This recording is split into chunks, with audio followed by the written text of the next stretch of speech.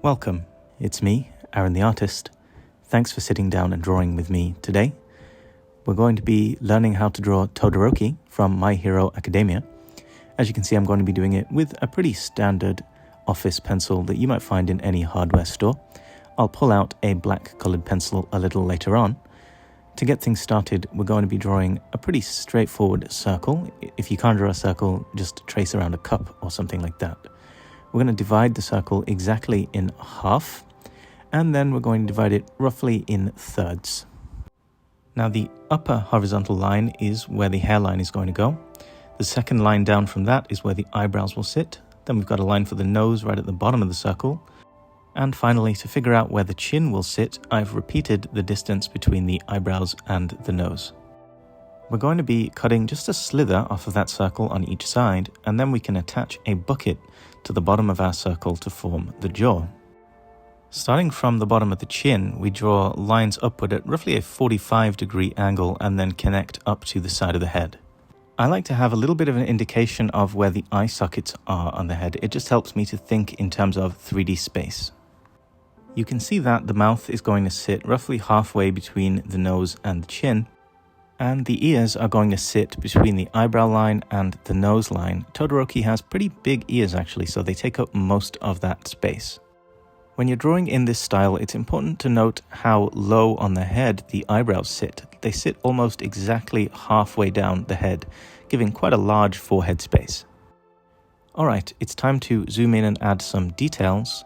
As far as the nose goes, there's not much to it, just a line and a dot. And Todoroki's mouth is equally simplistic, just a line. When it comes to the eyes, things do get a little more complicated. We need to draw this slanted square shape. I think it's called a trapezium. Inside of that, we're going to sit just a tiny little iris, not taking up too much space in the eye whatsoever. Now, as I draw in the other eye here, I think it's important to point out that the anime face isn't made of that many lines, so it's important that all the lines that you do use are in exactly the right places. It's easy to get into anime thinking that it's a simple style and therefore it's going to be easy, when I think the opposite is actually the case. Because it's so simple and because there are so few lines, where exactly you put each line really matters. So don't be afraid to take your time and get them right. Moving on to the eyebrows now, you really want a heavy slant in those eyebrows to convey that serious facial expression. You can see how they start right down near the inner eye and stretch all the way past where I originally put the eyebrow line.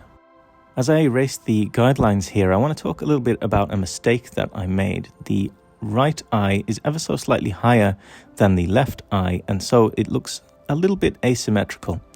You can avoid that kind of mistake just by measuring more carefully. If I'd drawn a horizontal line across from the left eye to the right eye, I could have seen the exact height that I needed to draw it. I'm going to be drawing Todoroki wearing the Hero Academy uniform, and it's a pretty simple setup. We just have a collar wrapping around the neck, and then there's two white stripes. Now, when it comes to drawing hair, what we're going to do is first focus on the general shape of the hair. We're not going to worry about all the different details. We draw first the overall shape, and then we split things into details later. Of course, Todoroki has a lot of spikes flowing down in front of his face, which actually is lucky for me because it will help hide the asymmetry of the eyes just a little bit.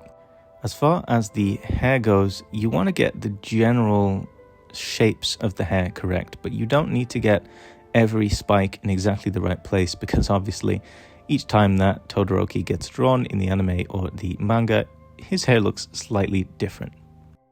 The main thing is he's got the big spikes in the middle that go between his eyes, and then he's got other spikes off to both the left and the right, and you want to get a nice mix of big, medium and small shapes. And try not to have all the spikes pointing in the same direction. If you can vary the direction slightly here and there, that makes things look more organic. Todoroki's character design is marked by two main things. One, the scar on his face, which you can see I already drew, which is pretty simple to draw. Just cut that side of the face off with a zigzag, and then a similar zigzag pattern that cuts the hair in half into two different colors. And with that, we are ready to apply some shading. I'm going to be doing this using a hatching method. Now, when I use this hatching method, it's important that all of the lines go vertically. So you can see that every single line that I draw here is vertical and I don't go in any other directions. The easiest way to do this is if you first sketch lightly the shape of the shadow, as you can see me doing it here. And then once you know where the shadow is going to be, you then fill that shape with your vertical lines. Of course, they don't have to be vertical, they could be horizontal or diagonal. The main thing is just that they all go in the same direction so that you get that nice graphic look. Doing this can be a little bit of a time-consuming process, so we're just going to significantly speed things up, and we'll come back when it's time for the next stage.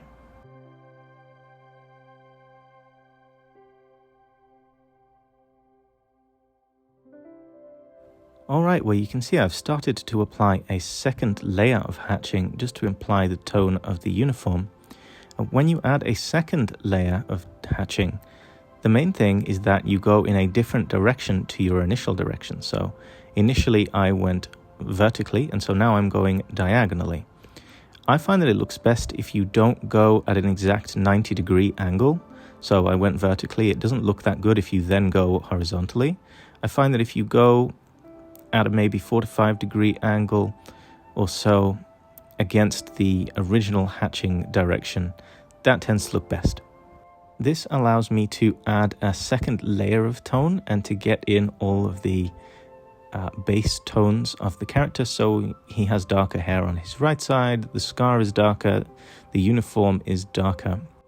To me, applying different layers of hatching is almost like using a multiply layer when you draw digitally. The more layers that you add, the darker that you get things. And that is really all we're going to be doing for the next 30 seconds or so. We are just adding successive layers of hatching, going in slightly different directions to really build up the value in the right places to add shadows. It's important not to rush this step and not to press down too hard with the pencil. You want to press down relatively lightly and get your darkness by just applying more and more layers. That can be very time consuming, but it's important not to rush or you'll end up with that nasty glossy look to your drawing. Of course, there's some limits to how dark that you can really get with a normal office pencil, which is why you see me pulling out a black colored pencil just for those final lines. I'm going to be using it to go over the outer edges of the character. I find that having that thick, bold outline really helps to make a drawing feel more complete. And then I'm also going to be using the black colored pencil just to really sharpen in some final details like the eyes, some of the key shadows like the one underneath the chin and things like that. Really what I'm doing is using the black pencil just to highlight the main elements of the drawing, the things that I really want you to pay the most attention to. All that's left at this point is a little bit of cleaning up. I'm pretty happy with this drawing. It took me just about half an hour, maybe a little bit over that, to complete. I'm pretty happy with how it turned out, as I say, with the exception of that little mistake where the eye is unfortunately slightly too high, but hopefully it's not too noticeable. If you want me to draw a different character in a future video, just let me know. Thanks so much for joining me all the way to the end. I hope that you've learned a thing or two about drawing from me here today. If you want to see some of my personal art, you can find that over on YouTube Shorts. Until next time, have a nice day.